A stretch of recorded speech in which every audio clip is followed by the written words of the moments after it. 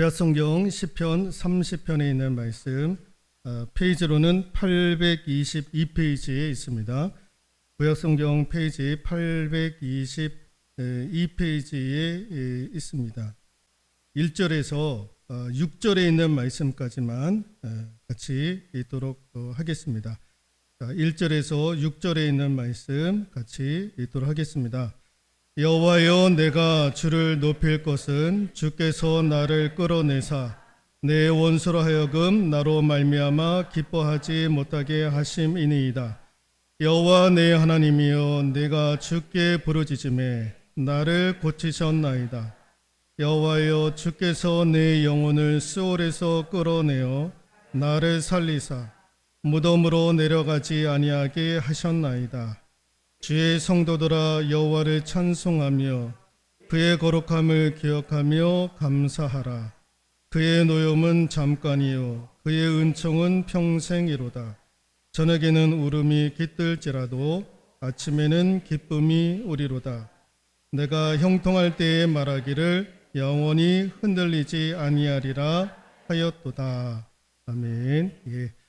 오늘 본문의 말씀을 통해서 찬송할 때에 깨닫게 되는 것, 찬송할 때에 깨닫게 되는 것라는 제목으로 하나님의 말씀 전해드리도록 하겠습니다. 오늘 다윗이 하나님을 향해서 찬송을 합니다. 4절 말씀에 주의 성도들아 여호와를 찬송하며, 찬송하라는 거예요. 찬송하라는 거. 그러니까 왜 찬송해야 되는가? 그 이유에 대해서 오늘 다윗이 몇 가지 우리에게 얘기를 하는데, 1절 말씀에 보시면 여호와여, 내가 주를 높일 것은 주께서 나를 끌어내사 내 원수로 하여금 나로 말미암아 기뻐하지 못하게 하심이니이다. 끌어내사라고 하는 단어가 있죠. 왜 우리가 하나님을 향해서 찬송해야 되는가? 첫 번째 이유 같이 한번 읽어볼까요? 끌어내신 은혜, 끌어내신 은혜를 생각하니까 하나님을 향해서 찬송하게 되더라라는 거예요. 끌어내다. 오늘 1절에도 끌어내다. 이 말의 의미는 우물에서 물을 길어 오르는, 우물에서 물을 길어 올리는 것을 묘사를 하는 거예요. 여러분, 우물에서 물을 길어 오르려면 무엇이 필요합니까? 양동이가 필요하지 않겠습니까? 양동이를 가지고 사용을 해야 물을 길어 올릴 수 있는 것 아닙니까? 그러니까 물이 우물 밖으로 나오려면 스스로 나올 수 있습니까? 스스로 못 나오는 거예요. 양동이의 도움을 받아가지고 우물 아래에 있는 물이 우물 밖으로 나올 수가 있는 거죠. 다윗이 오늘 그 얘기를 하는 거예요. 내 스스로는 내가 당한 고통, 고난, 문제, 내 힘으로 어떻게 해결할 수 없다라는 거예요. 그런데 하나님께서 끌어내 주셨다라는 거예요. 그 고통의 자리에서, 어려움의 자리에서, 환난의 자리에서 하나님이 나를 끌어내 주셨다라는 거예요. 내 힘으로는 어떻게 할 수 없었는데 하나님께서 나를 끌어내 주셨다라는 거예요.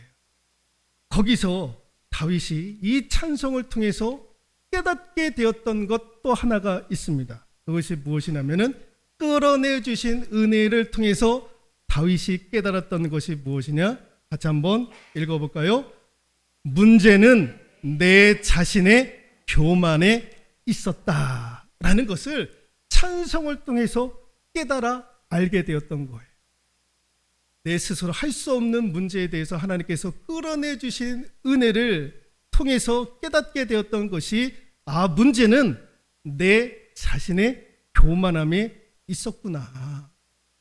내가 왜 그런 고통의 자리에 있어야 되는가? 문제의 자리에 있어야 되는가? 어려움의 자리에 있어야 되는가? 그거는 내게 있었다라는 거예요. 내게 문제가 있었다라는 거예요. 어떤 문제? 교만함의 문제가 있었다라는 거예요. 그래서 6절에 있는 말씀 같이 한번 읽어볼까요?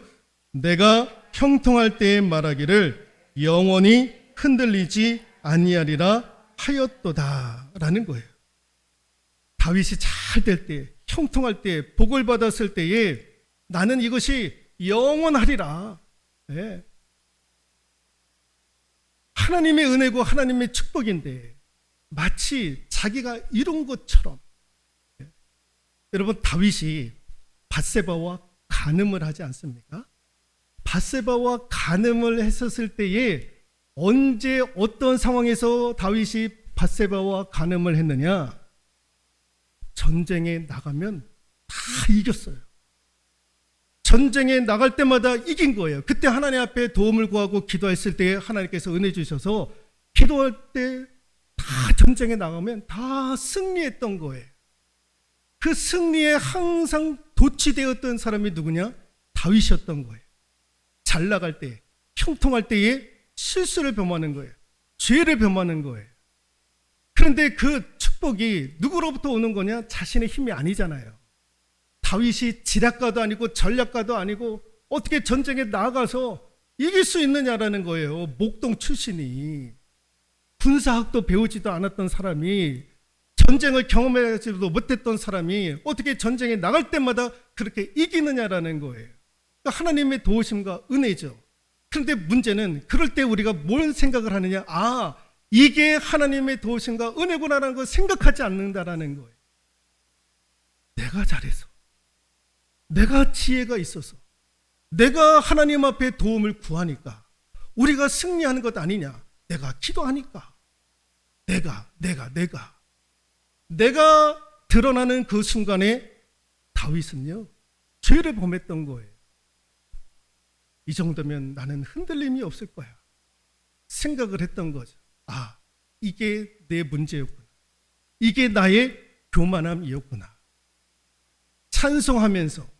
찬송하기 시작하면서 다윗이 깨달았던 거, 아, 문제는 나에게 있었구나. 내가 교만했구나 라는 것을 알게 되었다라는 거예요. 자, 두 번째, 다윗이 하나님을 찬송한 이유가 있어요. 한번 읽어볼까요? 고쳐주신 은혜가 있더라 라는 거예요. 2절에 있는 말씀인데 읽어볼까요? 여호와 내 하나님이여, 내가 주께 부르짖음에 나를 고치셨나이다. 나를 고쳐주셨다라는 거예요. 고쳐주신 은혜가 있었다라는 거예요. 근데 뭘 고쳐주셨느냐에 대해서는 우리가 알 길이 없어요. 성경에서는 얘기하지 아니하시니까. 예, 뭐 질병에 있었는지, 아니면 마음에 상처가 있어가지고 그것 때문에 헤어나오지는 못했는지, 뭔가는 치료받아야 될 그런 상황 가운데 놓여져 있었다라는 거예요. 그런데 하나님의 도우심으로 고침을 받았다라는 거예요. 고쳐주신 은혜를 경험하게 되었다라는 거예요. 그래서 하나님을 찬송하게 되었는데, 찬송하면서 깨닫던 것이 무엇이냐? 깨달았던 것 또 하나가 있죠. 같이 한번 읽어볼까요? 오직 하나님께만 사는 길이 있더라. 고침받았거든요. 무슨 질병 때문에 무슨 연약함이 있었는지는 모르겠으나 하나님께로부터 고침받은 은혜를 통해서 찬송하게 되었는데, 그 찬송을 통해서 한 번 더 깨달았다는 것이 무엇이냐? 아, 그래, 오직 하나님께만 사는 길이 있구나. 하나님께로만 가야 되는구나. 하나님께 가야 사는 길이 있구나 라는 것을 다윗이 깨달아 알게 되었다라는 것입니다. 그래서 여러분, 우리가 잊지는 않았는데 8절 같이 한번 읽어볼까요? 여호와여, 내가 주께 부르짖고 여호와께 간구하기를. 9절, 내가 무덤에 내려갈 때에 나의 피가 무슨 유익이 있으리요? 진토가 어떻게 주를 찬송하며 주의 진리를 선포하나이까. 10절에 여호와여, 들으시고 내게 은혜를 베푸소서. 여호와여, 나를 돕는 자가 되소서 하였나이다. 11절, 주께서 나의 슬픔이 변하여 내게 춤이 되게 하셨다라는 거예요. 예. 모든 질병을 고쳐주셔서 춤을 추게 만들어주셨다라는 거예요. 내가 그 질병 때문에 슬퍼하고 있었는데, 내가 그 질병 때문에 어떻게 할 수 없는 상황 가운데 놓여져 있는데 하나님께서 고쳐주셨고, 그래서 내가 춤을 추게 되었다라는 거예요. 그러면서 하나님을 찬송했는데, 찬송하다가 문득 깨달았던 것이, 그래, 하나님께만 사는 길이 있구나. 하나님께 가야 되는구나. 오전에 있는 말씀처럼, 오전에 제가 드렸던 말씀, 하나님 편에 서야 내가 사는구나 하나님 편에 서 있어요. 찬송하면서 이것을 깨달았던 거예요. 세 번째, 다윗이 왜 하나님을 찬송했는가? 3절에 있는 말씀 같이 한번 읽어볼까요?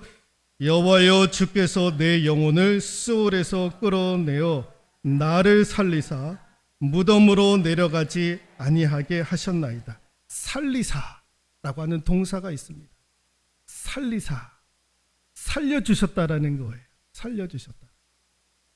같이 한번 읽어볼까요?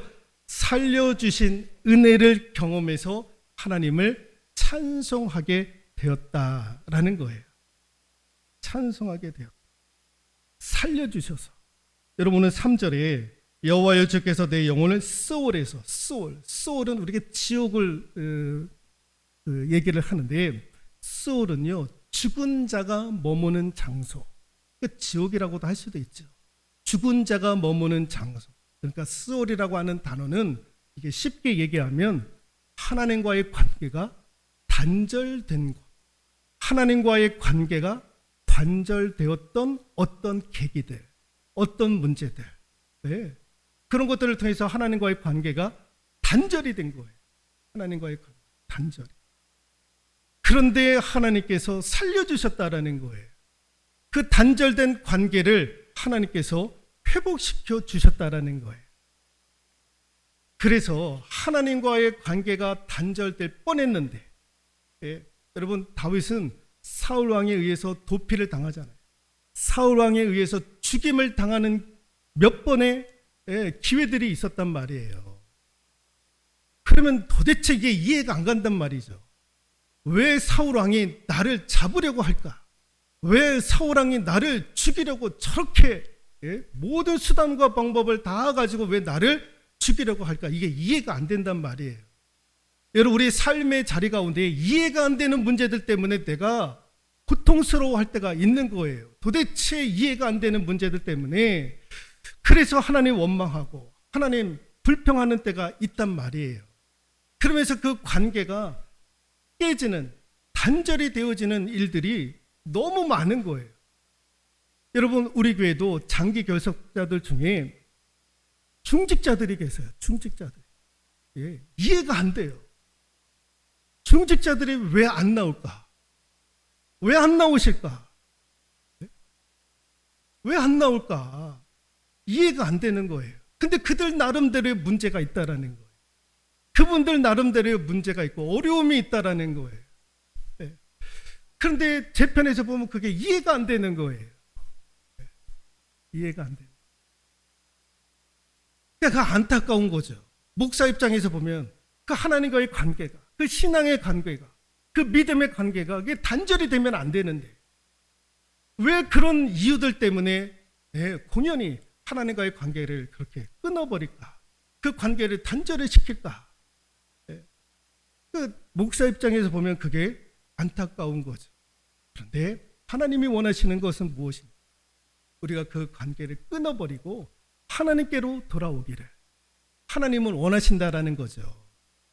그러니까 하나님은 우리의 관계를 회복시키시기를 원하시는 분이 하나님이신 거예요. 하나님은 지금도 기다리시는 거예요. 우리가 그 관계를 끊고 하나님 앞에 돌아오기를. 그래서 이것을 통해서 다윗이 깨달았던 것이 무엇이냐? 같이 한번 읽어볼까요? 관계를 회복시켜 주시는 분이심을 깨달았던 거예요. 누가? 하나님.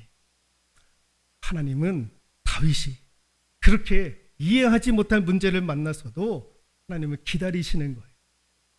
다윗을 내팽개치지 않아요. 계속해서 기다리시고, 그럼에도 불구하고 하나님은 다윗을 품어주시는 거예요. 그러니까 다윗이 하나님께로 돌아오는 거예요. 하나님과의 단절된 관계를 회복시키시는 것은 내가 아니구나. 내가 아니구나. 나는 여전히 하나님이 믿고, 나는 여전히 하나님을 향해서 불평하고 원망하지만 하나님은 참고 계시고, 하나님은 그럼에도 불구하고 나와의 관계를 회복시키시는 분은 하나님이신구나. 그래서 독생자 예수 그리스도까지 보내주시는 것 아닙니까? 하나님과 우리의 관계가 단절되어져서 내 아들 독생자 예수 그리스도를 보내시기까지 참고, 그러면서 우리의 관계를 회복시키시길 원하시는 것이 하나님의 뜻 아니겠는가? 그래서 다윗은 찬송을 통해서 깨달은 거예요. 아, 문제는 나의 교만함이 있구나.